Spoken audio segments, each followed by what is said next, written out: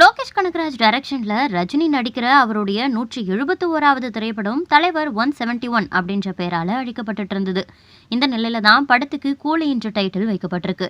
இது தொடர்பான டீசர் இன்னைக்கு வெளியாகி வைரல் ஆகிட்டு இருக்கு. ரஜினியோட கூலி படத்துடைய டைட்டில் டீசரை பார்த்த ரசிகர்கள் அதனை டீகோடிங் செய்யவும் ஆரம்பிச்சிட்டாங்க. டீசர்ல தங்கம் தொடர்பான காட்சிகள் அதிகமா இருக்கிறதால இந்த படம் ஒரு தங்க கடத்தல் தொடர்புடைய படமா இருக்கலாம் அப்படின்னு நெட்டிசன்கள் யூகிச்சிட்டு இருக்காங்க. ரஜினியோட பழைய பட டைலாக்கோட இந்த டீசர் விறுவிறுப்பா அமைஞ்சிருக்கு.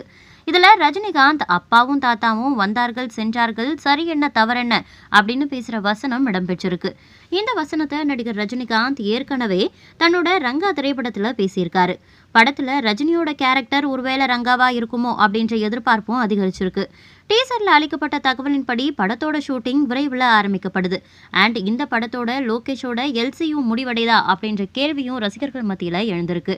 படத்தோட இந்த டீசரே இவ்வளோ அப்ளாஸா அள்ளியிருக்கு. படம் எப்படி இருக்க போகுது அப்படின்றத பொறுத்திருந்து பார்ப்போம்.